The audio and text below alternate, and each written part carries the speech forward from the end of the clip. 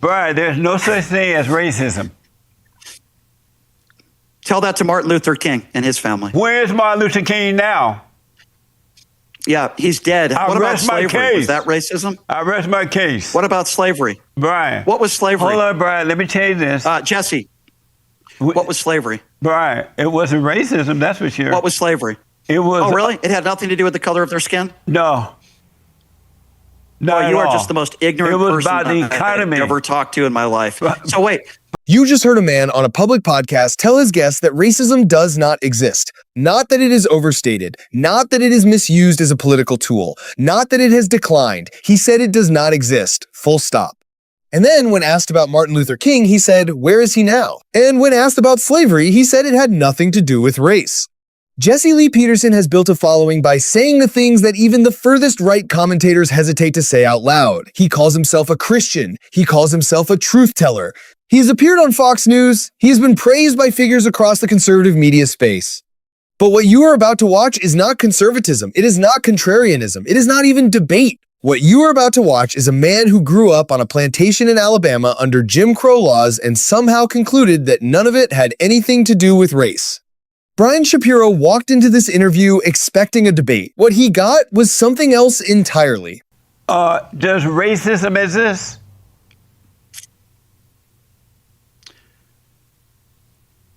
Are you really asking me that question? Is that a serious question? Are you a serious host? Did you just ask me if racism exists? Right. That might be the dumbest question in my 24-year career that anyone's asked me. Yes, Jesse. There are people that judge other people based on race. And yes, what is Jesse, your proof that racism exists? Do you not have any black people that are friends of yours? Is that a serious question? I mean, is this a serious program? Right, I have a whole bunch of black friends. Black people. My family is black. Well, everybody black. My children are black. So you mean to tell me that you don't think racism exists in society? Where's your proof that racism exists? The Trayvon Martin case. What about which you probably don't know of. I could talk about the... that has nothing to do with racism. Nothing to do with race. Okay. So how about Tim Scott, since you're a Republican, I would imagine, a MAGA mushroom gobbler. When Tim Scott says he was pulled over 10 times because of the color of his skin, was he lying? You don't think in our justice system racism exists? Or the people that are chased around in an electronics store just because of the color of their skin? Or the hate crimes that have been committed by white people? Do you know who Ahmaud Arbery is? Do you have any idea who Ahmaud Arbery is? No, you probably don't. You're probably ill-informed. Calm down for a minute. I want to respond to you about the Tim Scott. I have a black man who doesn't think racism exists, and I am astounded by your stupid question. But go ahead. I want to respond. Maybe, I don't know. I remember hearing that Tim say police stopped him before. Tim Scott said that. But that's not racism. That's not racism. That's not racially profiling is racism. No such thing as profiling. No, that's not racism, Brian. That is. First of all, I do want to tell you on record. Brian, there's no such thing as racism. Tell that to Martin Luther King and his family. Stop right here, because what just happened in those 90 seconds was not a debate. It was a demonstration. Brian Shapiro listed, documented, verifiable, real-world examples of racism and asked Jesse to respond to them one by one. Tim Scott, a Republican senator, a black man, a conservative, publicly stated he had been pulled over by police 10 times because of the color of his skin. He said it on the Senate floor. He said it in interviews. He said it in his own memoir. Jesse's response? That's not racism. Ahmaud Arbery, a 25-year-old black man who was chased down and shot while jogging through a neighborhood in Georgia in 2020. 3 white men were convicted of federal hate crimes. The Justice Department prosecuted the case specifically as a racially motivated murder. Jesse's response? Brian was ill-informed. Racial profiling, the practice of targeting individuals based on race rather than behavior, has been documented by the American Civil Liberties Union, the Department of Justice, and multiple federal court rulings. Jesse's response? That's not racially profiling. That's not racism, Brian. Notice the pattern. Brian provides a named person, a documented case, a legal verdict. Jesse provides a denial. No counter evidence, no alternative explanation, just no. That is not a philosophical position. That is not a contrarian argument. That is the absence of an argument dressed up as confidence. And it is about to get significantly worse. Where's Martin Luther King now? Yeah, he's dead. I What about rest my slavery? case. Was that racism? I rest my case. What about slavery? Brian. What was slavery? Hold on, Brian. Let me tell you this. Jesse, what was slavery? Brian, it wasn't racism, that's for sure. What was slavery? It was. Oh, really? It had nothing to do with the color of their skin? No. Not Oh, you at are all. just the most ignorant It was person about the economy. I've ever talked to in my life. So wait, Brian, hold on. Calm down. it was about the economy. Brian. So why couldn't you own white people? Brian. What you're saying is so offensive. White people have been owned. slavery had White nothing people to do been with race? enslaved too. Slavery had nothing to do with race. Is that what you're claiming right now? There were black people in this country who owned slaves. Mm-hmm. Black people that own other black people as Did slaves. slavery- Was that racism? Did slavery? Was that racism, Did Brian? slavery had nothing? Brian, was What that black racism? people owned black people? When black people had slaves What in black this people country, owned black people? Brian, when black people had slaves in this country, was that racism? When did that happen? Was it racism, Brian? When did it happen? Tell Brian, me was it the context racism? of what you're talking about. When did? Answer my question, and then I'll answer yours. When did it happen? Brian, when slavery You have was no in idea. existence. You don't. It didn't happen. Yes, it did. It didn't happen. You have I no know idea for a what you're fact talking it about. did. I know for a fact. Was it okay, you're racism, right. Brian? So black people were responsible for slavery. Yeah, that's a very intelligent take. No, Very it was the intelligent. Arabs. Like, There was the Arabs who went over to Africa, Brian. It was the Arabs who went over to Africa and bought the black people from other black people in Africa, and Yeah, the Arabs sold them across the country to Mexico, to United States, and to other places. Jesse, so it wasn't what you're saying. First man. of all, Jesse, Arabs are not black people. Just got to give you a heads up on that one. But because they're you're the one that yourself. sold the blacks. Okay, you just said black people own slaves. There were black people in America who owned slaves, Bernie. Okay, so you're saying racism doesn't exist. Is that Right. the point you're trying to make? No, you don't think I racism know exists for in a this country? fact, and without a doubt, there's no Yeah. such thing as racism. I feel like you're the black version of Alex Jones. I feel like that's who I'm talking to right now. I feel like you are out of your mind. I know you've had some health issues, and I'm trying to be respectful, but this is the most ridiculous What kind of interview. health- Let's be precise about what Jesse just argued, because it needs to be examined carefully. He claimed American slavery was about economics, not race. And he pointed to the Arab slave trade and the existence of black slave owners in America as evidence that race was not the defining factor. This argument exists in certain conservative and revisionist circles, and it needs to be addressed directly because it is historically false. American chattel slavery was explicitly and legally defined by race. The legal codes of every slave state, Virginia, South Carolina, Georgia, Mississippi, define slavery in racial terms. A child born to an enslaved mother was enslaved regardless of who the father was. Free black people in the South lived under constant threat of being re-enslaved based solely on their appearance. The entire institution was constructed around a racial hierarchy that declared black people subhuman in order to justify their exploitation. The fact that some black people owned slaves, a documented but numerically tiny phenomenon, often involving free black people purchasing their own family members to protect them, does not dismantle the racial architecture of the institution. It existed within it. The Arab slave trade Jesse referenced is real history, but it does not excuse or explain American chattel slavery. These were separate systems operating across centuries and continents.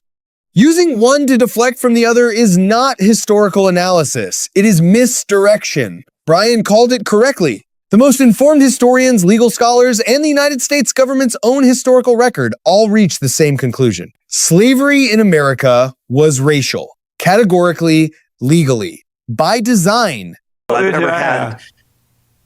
No, I'm sorry about your health issues. I really do, and I feel for you. I don't know what you're talking about. But I have no idea what you're talking about. But Brian, hold on. There's something. There's something wrong with you. You're saying racism doesn't exist. Right, you think women belong no in the health kitchen. issue. You're putting a lie out there. I don't have any health issue. Now, if you're saying that I'm saying it's because I'm black and slow, that's a different thing. It has nothing to do with the color of your skin. I just think that you're extremely ill-informed. You say things that are absolutely batshit crazy, like racism doesn't exist. It doesn't. Even the most. Okay, so what's the Klan then? You know what's the what? Ku Klux Klan? And you know what? What's the Ku Klux Klan? Right. What's the Ku Klux And let me Klan? tell you, I got what's more the proof. Ku Klux Hold on. Klan? Hold on. Answer my question. What's the Ku Klux Let me Klan? respond to your first question. I grew up in Alabama on a plantation. Did you know that?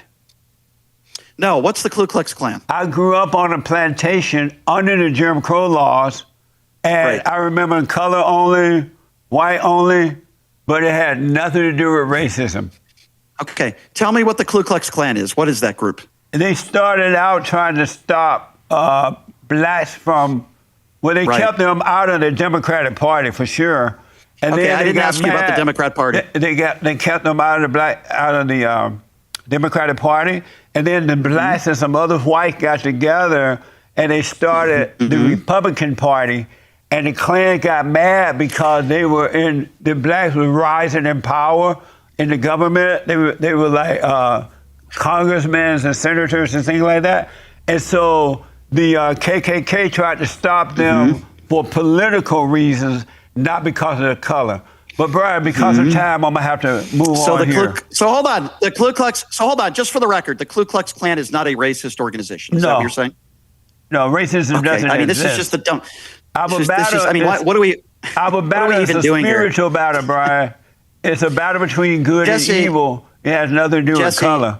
But I Jesse, gotta you're ask you just one not- thing about the civil rights movement. You brought that up. Did You want to talk to me about the civil rights movement, and you're not even willing to admit the Ku Klux Klan is a racist organization? You Right. might be the most ignorant person that's ever But how interviewed can me. they Go be ahead. racist when racism doesn't exist? Because they've literally murdered people because of the color of their skin, and it's not my fault. You're too stupid to understand There's that. no proof that they murdered people because of the color of the skin. Yes, there. Let's be absolutely clear about what was just said. Jesse Lee Peterson claimed there is no proof that the Ku Klux Klan murdered people because of the color of their skin. This is not a gray area. This is not a matter of interpretation. This is a factual claim that can be evaluated against public court records. In 2001, Thomas Blanton Jr. and Bobby Frank Cherry were convicted of murder for the 1963 bombing of the 16th Street Baptist Church in Birmingham, Alabama, which killed 4 young black girls.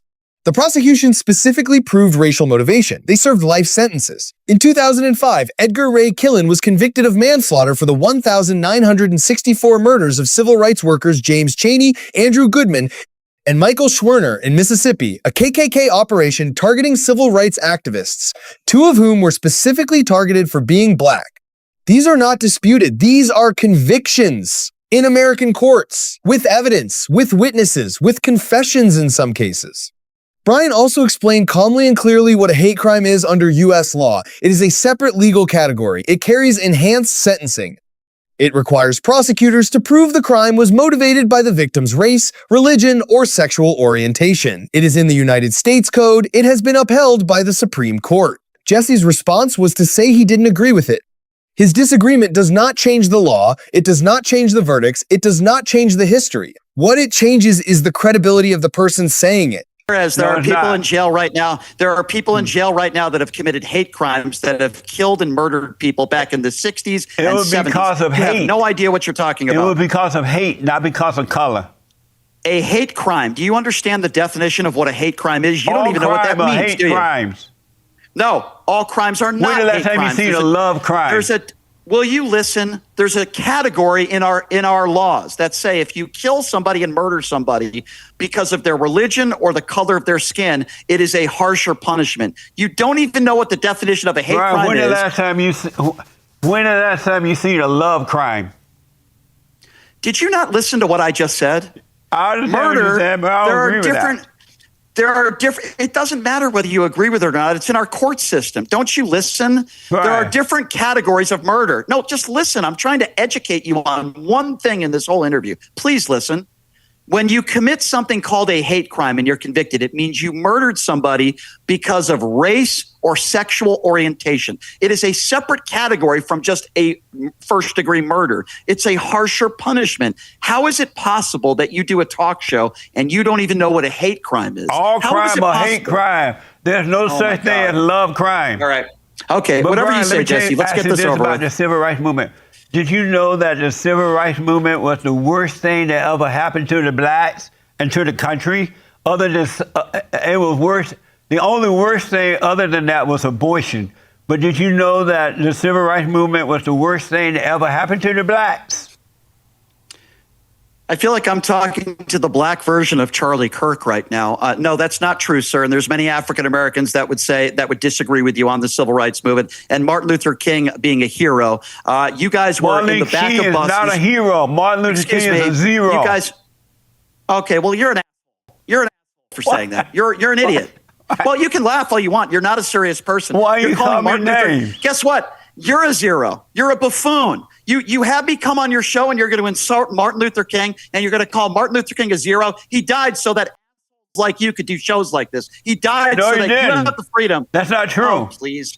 You are such a buffoon. It's an embarrassment that I even agreed to do this show. That whole civil rights movement was about taking over the hearts and minds of the black. So let me get this right. To Jesse and all of his listeners right now, let me make an announcement. So to Jesse, Martin Luther King is a zero, but Donald Trump is the great white hope. You are a moron, Jesse. You're a moron and you are brainwashed. Don't Brian me. You're a moron is what you are. And I can't wait to post this on social media to show everybody what an idiot you actually are. Martin Luther King is a zero, but Donald Trump is the great white hope.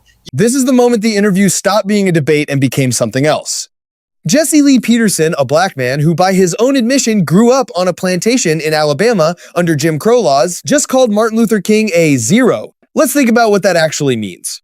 Martin Luther King Jr. organized the Montgomery bus boycott. He led the March on Washington.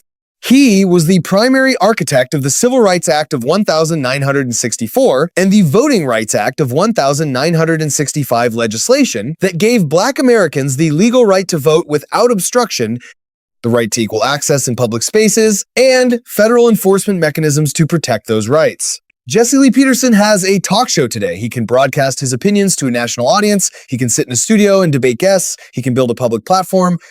Every single one of those freedoms was made possible in part by the movement Jesse just called the worst thing to happen to black people, by the man he just called a zero. Brian Shapiro said it directly. He died so that people like you could do shows like this.